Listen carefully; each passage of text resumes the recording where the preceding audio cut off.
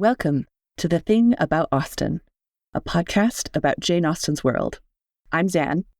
And I'm Diane.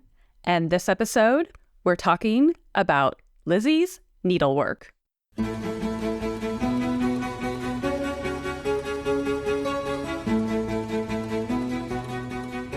We are so excited to have as our guest today, Dr. Jennie Batchelor. Jennie works and publishes in the long 18th century, focusing primarily on women's writing, authorship and anonymity, periodicals and women's magazines, representations of gender, work, sexuality, and the body, book history, material culture studies, and the 18th century charity movement.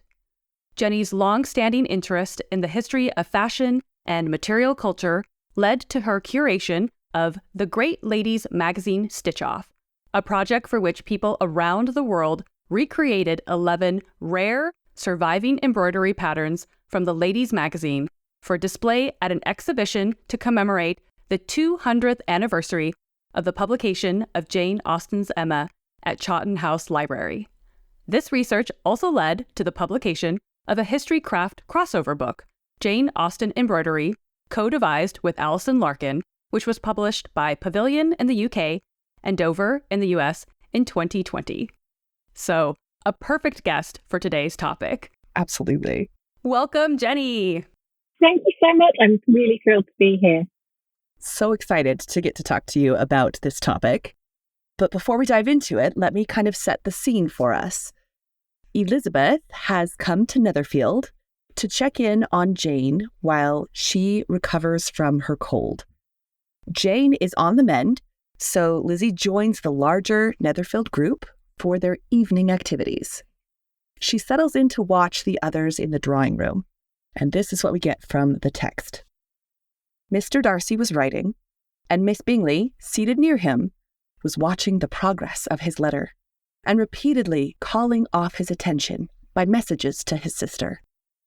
Mr. Hurst and Mr. Bingley were at piquet, and Mrs. Hurst was observing their game. Elizabeth took up some needlework and was sufficiently amused in attending to what passed between Darcy and his companion. So she's settling in. This is like watching Netflix. She's like, let's watch this drama unfold while I do my needlework. I love that. So, Jennie, I feel like this is sort of the obvious question, but can you just tell us a bit about what needlework means here? You know, what is Lizzy likely to be working on? I mean, is there a difference between needlework and what we might think of as everyday sewing in this particular context? Yeah, sure. So the novel is really kind of, well, coy, I guess. Like it doesn't tell us what Lizzy's working on. And Jane Austen's novels sometimes do tell us when characters are sewing what they're working on. You know, we know that Charlotte Palmer does her silk painting. There are other moments where we get a clear sense of what they're doing. But you're right. I mean, in this case, we don't know what she's doing, except, of course, she's not in her own home, right? So presumably this is work, as in needlework, that she has sent for along with her clothes from home to sort of sustain her, you know, during her stay at Netherfield. So we don't quite know, but I guess because it's gone with her, it can't be something on a massive frame, right? It has to be portable. It's probably quite small, probably something decorative, but we're not entirely sure what this thing is that she's doing. Partly because in this particular case, in this particular scene, I guess, a little bit inconsequential. It's more about the object itself. It's more about like what does working on it enable her to do and how she's able to observe what's going on around her. In other moments in other novels by Jane Austen, needlework works a bit differently. But yeah, there's absolutely a difference between different kinds of sewing in this period. So needlework is very much, as it is now, right, a catch-all term. It encompasses so many different kinds of needlecraft, whether that's netting purses, which, you know, again, some characters in Austen's novels do, whether it's working on a sampler, whether it's embellishing clothing or household objects or gifts for people, or at the sort of other end of the scale, more utilitarian needlework, so darning or working on your household linen. So needlework, broadly speaking, there's kind of two main categories of needlework in this period, and right through into the 19th century too. There's plain work and there's fancy work. So your plain work is you're looking after the household linen. It's Catherine Morland making or not making in Northanger Abbey her brother's cravat, or Jane Austen making shirts for her brothers, which she talks about in her letters. So it's more kind of functional or utilitarian. And then the fancy work, again, it sort of encompasses a range of activities, but this is more decorative. So it's not work that you necessarily have to do. It's work that makes things better, that you can use to ornament your person, to ornament your home, to make gifts and so forth for other people. So yeah, the novel doesn't exactly tell us what she's working on in this instance. It doesn't seem to be some kind of plain work. That's not really the kind of thing you would expect to kind of get out in this particular kind of social context. But it's probably small. I don't know, maybe it's something like working on a pincushion, maybe it's decorating a handkerchief. Who knows? Maybe in her work bag she got an apron she was working on. You know, other heroines in other 18th century and 19th century novels sometimes are seen at work, you know, working floral designs on an apron, for instance. Who knows? It could be any of those things. But in this particular instance, Jane Austen chooses not to tell us. But probably more likely that she, like you said, is doing some kind of fancy work or like embroidery versus darning somebody's socks, that sort of thing. Yeah, absolutely. Decorative. And yeah, I don't think she's darning somebody's socks. I mean, if darning somebody's socks, I think we'd have a very different kind of conversation going on in that room. I don't think Caroline Bingley could have kept her mouth shut about Lizzy Bennet. Would have let that slide. Oh, yeah.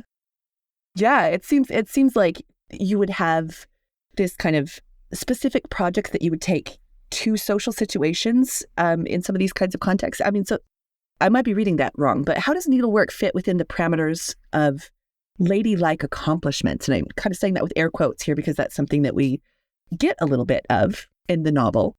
But how does this fit in with this kind of standard idea of what ladies of this class are doing in this era? Yeah, you're absolutely right. But needlework is a kind of, it's one of the standard accomplishments upper middling class, and more aristocratic women are just supposed to be able to do in this period. And not only women, actually, from those classes. I mean, more generally, you know, one of the things that unites women across all classes, really, in this period is the fact that they're all expected to be able to pick up a needle and do what they need to do with it. But of course, what they need to do with it depends very much on who they are and where they fit in the social scale. So women who are from the labouring classes or working women, you know, they might sew for their work, or they might sew because they have to repair stuff in their house because they have to look after the clothes and the linen and so forth that they have in their home. But for middling class women, it's absolutely not about work, it's about leisure. And it is very much folded into this hotly debated expectation of the time that women should be accomplished. And accomplishments encompass a whole range of activities. So it's also dancing, it's languages, it's potentially drawing and music and other things. But needlework is absolutely central to this. And particularly finely worked needlework is very, very important. And it's important at kind of at all stages in a female life cycle. So young girls would have been taught to sew at a very young age, you know, kind of 5 or 6, around the same time that they're learning to write with a pen. They might be stitching letters on a sampler. They might even stitch them first before they even pick up a pen, right? And then, you know, as they get older, they might, so that's kind of expectation of what they might learn at a very young age. As they get older, it becomes a kind of, well, in some cases, a kind of desirable quality for a woman to have in, you know, as a potential wife. So, you know, it becomes something that women are expected to do because it becomes a kind of sign of their care for their home, their kind of modesty, their neatness. So the kind of the activity of stitching becomes a kind of metaphor in many cases for a woman's personality. If you're neat and you're precise and you're careful and you're disciplined and you can sort of regulate yourself and you can show that in the neatness of your stitching, then that reflects on you as a person.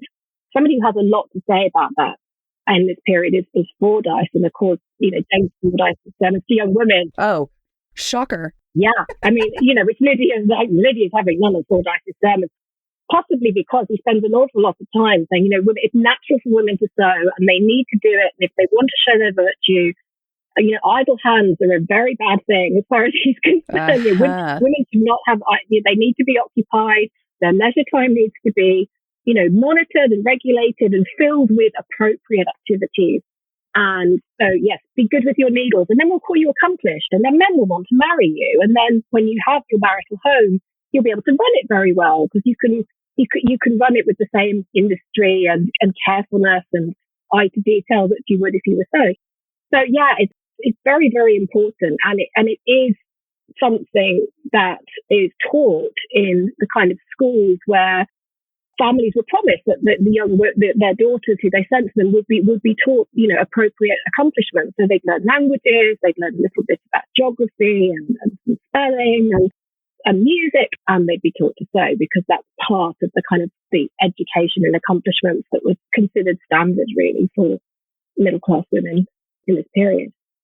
So interesting, that idea of it's part of your resume for applying for the job of wife, basically. Yeah, it's like your portfolio piece where you're like, please inspect my lovely needlework to know that I will be a capable housekeeper. Who would have thought those things were so overtly related? Yeah, totally. And, there are some novels sort of, a bit earlier than Jane Austen, but by writers that she would have known and she would have liked, where you have these really peculiar scenes where men look at women's needlework and sort of decide whether or, kind of almost not exactly fall in love with them through their needlework, but make kind of crucial life decisions based on what they see. It's a kind of, it's the sort of symbol for, in the literature of the period, a kind of shorthand for not just the woman's accomplishments, but their virtue and their character as well, which is quite a terrifying thought, really, given how hard needlework can be, right? And was this very much a gendered activity during this time? So something that would have only been taught to young girls?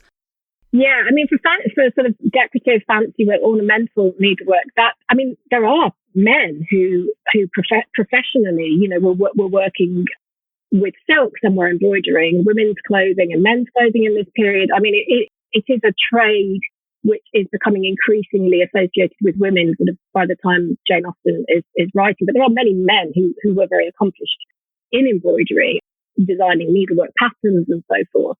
And there are many other men who can sew either because they need to for their other kinds of work, like tailoring. And there are men who do things. One example in Jane Austen is of a man who does needlework, and that's Captain Harville. He's just very good with his hands, but he makes those nets, right? And so for men and women, that kind of needlework, which we label netting, for women that's often associated with, making your purses and your reticules.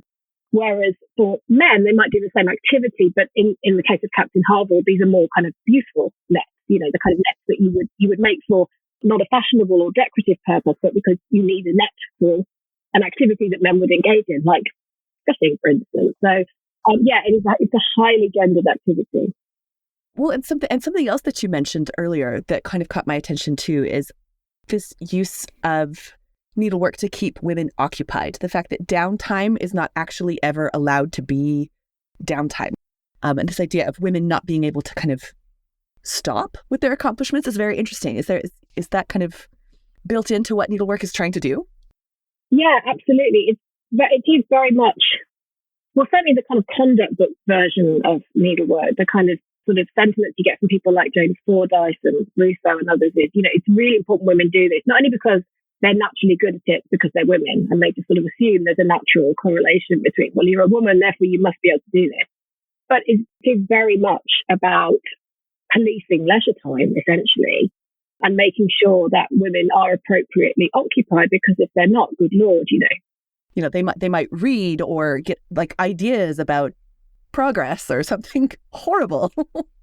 Exactly. If you're not doing needlework as a woman with all this supposed leisure time, when you have servants to do lots of the things in the household that you might manage, what could women be doing if they weren't engaged in these activities, particularly needlework, but other accomplishments as well? There's a real anxiety about that. And your point about reading is a terrific one, because when I said earlier about, accomplishments is a sort of much debated question in this period, one of the major sources of contention around this is from women in particular who are quite rightly concerned about, okay, but if women are being told they have to just engage in this kind of, monotonous pursuit and populate their day with hours and hours of doing this kind of needlework, but for what really? I mean, like, what's the end goal here?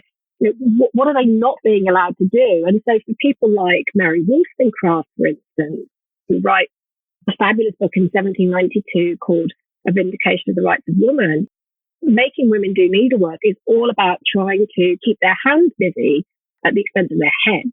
This idea that women are kind of like needleworks themselves. They're all about decoration and surfaces and prettiness.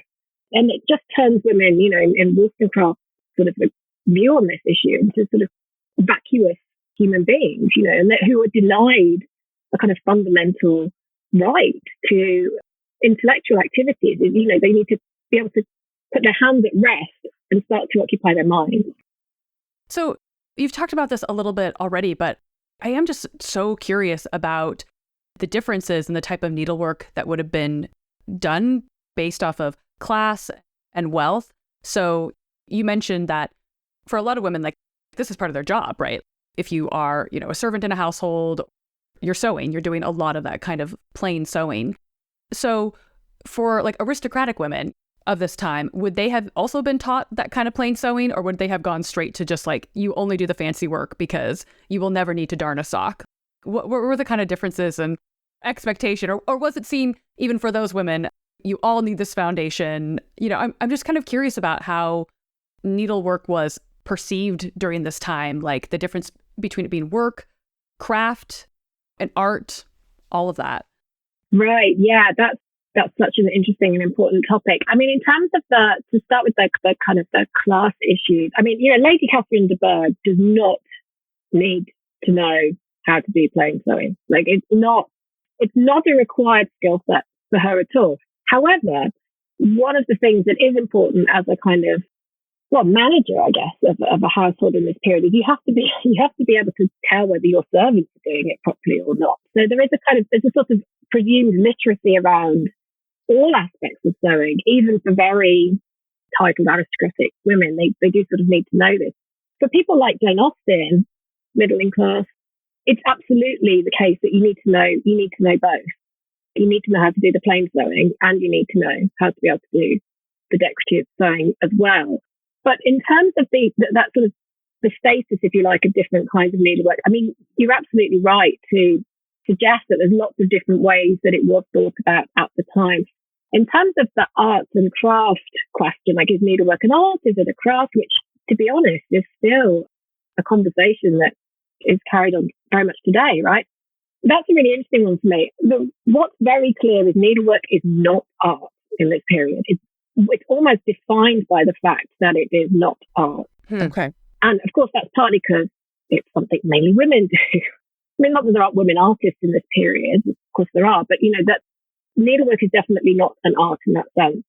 And I guess there are a couple of exceptions. There are some women who in this period, that the period that Jane Austen was writing in, who very much wanted to argue that, or demonstrate through their own sewing, that needlework could be art.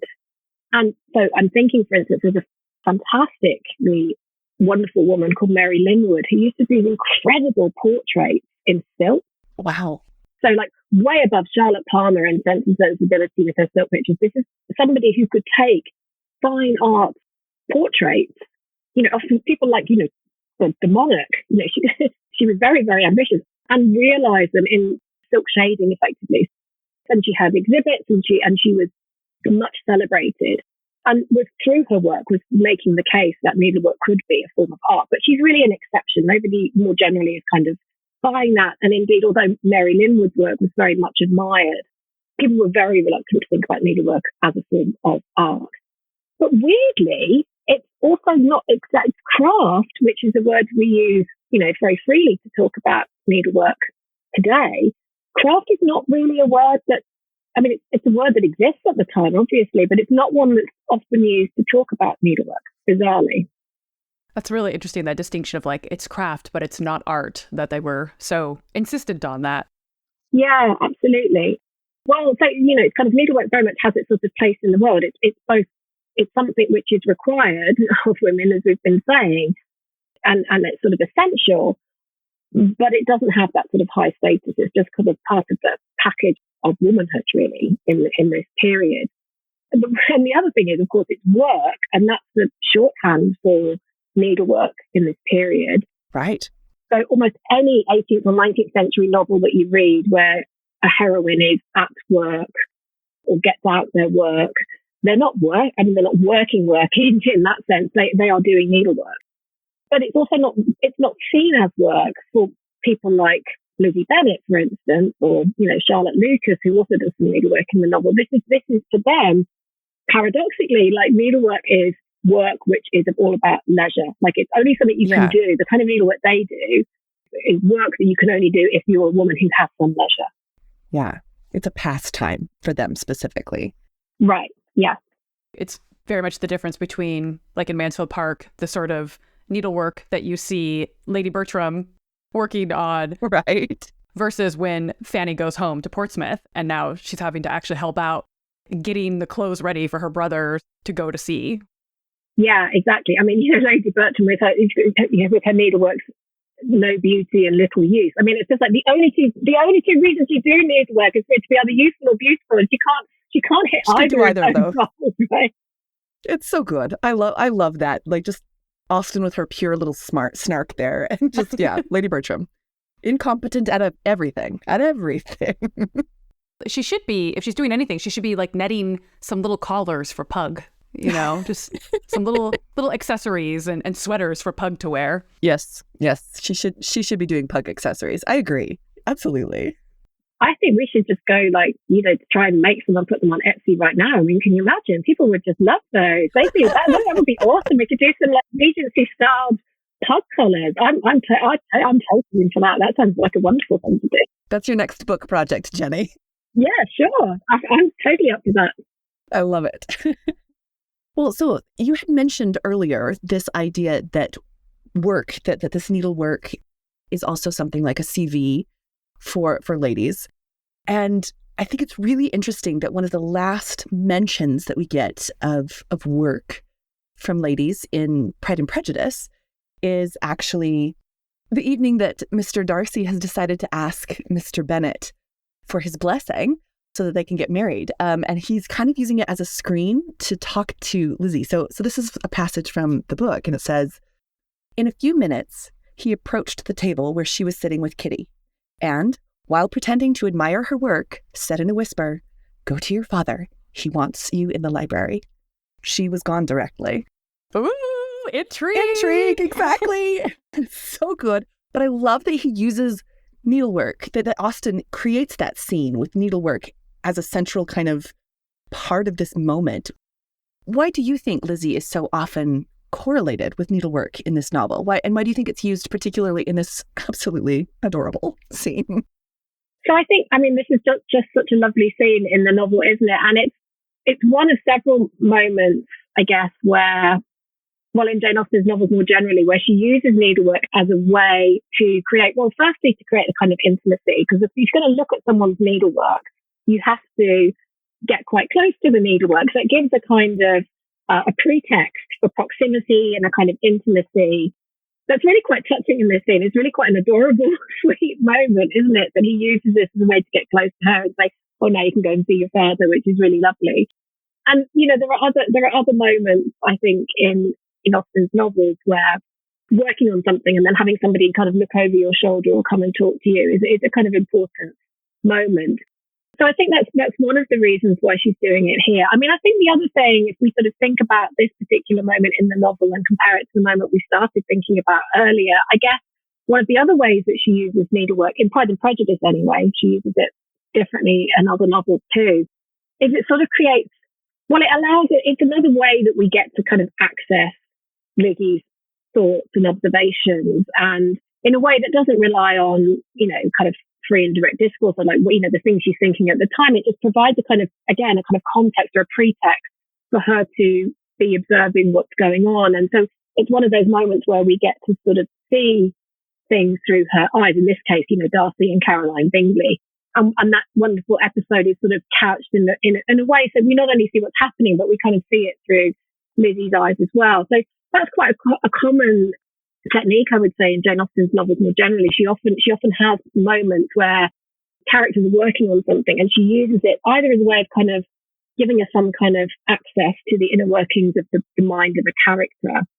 So there's all sorts of clever ways, I think, that Jane Austen uses needlework to, give us these wonderful moments of insight into dynamics between characters, into the workings of a character's mind, or particularly their emotions. The same with Fanny Price. There's lots of moments in Mansfield Park where you really get that sense of what she's thinking through what she's doing. And I love the way that you described that as almost like an anchor to the moment, that there's a physical, tangible moment that's occurring, but that the needlework is anchoring that moment for these heroines. Yeah. The scene that we get here in Pride and Prejudice with Darcy, it's also the use of her needlework is such kind of like a full circle, right? From going from them being a little bit more antagonistic at the beginning of the novel to this end where who would have ever predicted that Darcy would just sort of casually come over to admire her needlework? Right. Any woman's needlework, right? Yeah. If people were already suspicious that there was something going on here, maybe Kitty's not picking up on it, but you can guarantee that if Charlotte Lucas were in the room while this was happening, she'd be like, oh, okay. Clearly he's into you. I see what's happening. Yes. Yeah. Obviously he's interested. Well, I think it's fun too that, we have this idea of Lizzy being kind of, she's our bright, sparkling heroine from Austen, and is a very active heroine as well. And so it's interesting that she is so clearly also attached in Austen's text to needlework. I just think it's very interesting the way that those are kind of almost counterpoints in her character. Right, yeah, because if you sort of were inclined to think along the lines that Mary Wollstonecraft did, and many other women of that day did, which is, women should be able to put down their hoops and their sewing and actually, read books and exercise their mind. We often assume that there is this kind of inherent tension, right, between intellectual work and needlework, and that you can cultivate your mind or you just busy your hands.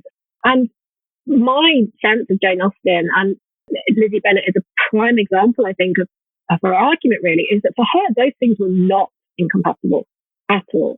Jane Austen herself was a very accomplished stitcher. She was really good at it. Her nephew James Edward Austen Lee says in his biography of his aunt, if she'd lived to see sewing machines, she'd have put them, as he says, to shame. She was excellent at satin stitch. She was really good at all this stuff.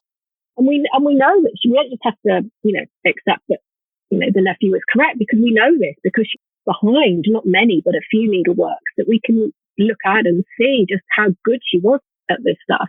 And for her, and I think we see this not just in her practice and in her letters where she sort of moves between sewing and talking about the book she's writing and the book she's reading, and it's all part of a continuum of activity for her. But we see it in her novels as well. We see characters working on their needle, but they're feeling and thinking in really complex, nuanced, sophisticated ways, and they're moving between these activities. And for somebody like Lizzy Bennet or Fanny Price, these are all heroines who are very good at their needlework. They're not like Lady Bertram or Julia Bertram, because she makes a horrible stool and it's so terrible it gets shoved in the eastern because no one can bear to look at it. Bad needlewomen in Jane Austen generally are not they're not the shining examples of womanhood we might connect with as readers. Whereas Lizzy Bennet, Fanny Price, Eleanor Dashwood, these are women who are very good with their hands, and they have very cultivated minds at the same time. Yeah. And that's something that I not wanting to just read the novels as if Elizabeth Bennet is clearly not Jane Austen, right? But one thing they have in common for sure is this sense that you can have a bright mind and an agile mind, and be emotionally literate and clever, and also be materially literate and be able to stitch and sew and be accomplished in a proper sense, not the sort of in the way that Darcy satirizes in the novel when he says, all these accomplished women and they can just net purses. I want a woman who's something more than that. And Lizzy is that, right? She can do all that. Yeah, she's the whole package. Indeed, yeah.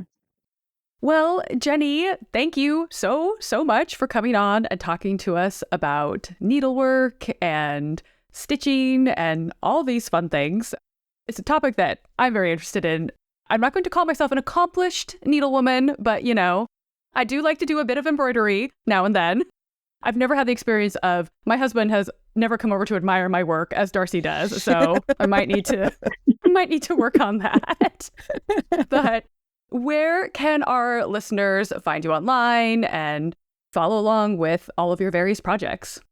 Okay, well, so I'm pretty active on Instagram and I'm on Facebook as the Ladies Magazine Project, which is, as mentioned earlier, it's a wonderful magazine. It was a magazine Jane Austen read as well, and which had lots of, amongst many other things, had lots of needlework patterns in it. So if you look up the Ladies Magazine Project, you'll find it on Twitter, you'll find it on Facebook, and you'll find all things Regency, women's magazines, Jane Austen in those places. I'm on Instagram as Batchelor Jennie. I don't know why I'm Batchelor Jennie on Instagram. I just obviously forgot which way around my name went when I signed up many years ago. Who knows? And I've also become a recent convert to Mastodon, so I'm on there too.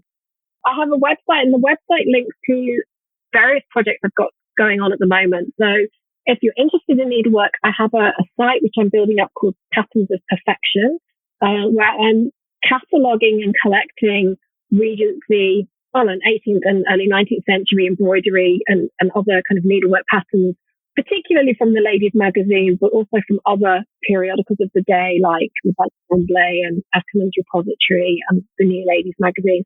I've got a couple of hundred on there now, and I have many hundreds to go. I've been searching out for them for about 20 years now, and I've managed to get loads and loads, but I'm really thrilled about that. One of the terrific things about the website that I've set up with the patterns on is that it means that people go away and make these designs now. So one of the things you'll see me do a lot on social media is just write in absolute awe and share gorgeous pictures of the amazing things people are doing with these patterns, whether they're trying to faithfully reproduce them, whether they're doing something quite innovative and modern with them, or doing other materials. But it's just wonderful to see them come to life again, especially from this publication that, as I said earlier, we know Jane Austen read. So yeah, I'm on social media talking a lot about all those things and about women's work in this period more generally, all kinds of women's work and women's history. And that's on your personal website? So it's on my personal website, which is jenniebatchelor.net, and that will give you links to Patterns website. I've also got another one, which is a wonderful student project I've been working on around Regency clothing, which I've been working with a bunch of amazingly talented students at my university, the University of Kent, where we've been uploading fashion plates and making them text searchable. Oh, fun. Yeah. If you really want to think deeply about, like the length of pelisses and the difference between different collars and cuffs and the different fabrics, boots and gloves and things were made from, we've been working on that, and that's expanding all the time. So yeah, we hope it's a wonderful resource because, searching for images is really hard with words. Yeah, that's a huge project. So putting the words in behind the images is something I'm really committed to doing so people can use this stuff and we can all learn from it. Excellent. That's great. Well, Jennie, thank you so much for taking the time out of your day to talk to us about needlework. Thank you. Thank you. It's been a complete pleasure. Thank you again to Dr. Jennie Batchelor for joining us for this episode. You can find us on Instagram at The Thing About Austen and on Twitter at Austen_things. You can also check out our website, thethingaboutaustin.com, and email us at thethingaboutaustin@gmail.com. And stay tuned for next episode, where we will be talking about the Irish car party in Emma. Thanks for listening. Bye.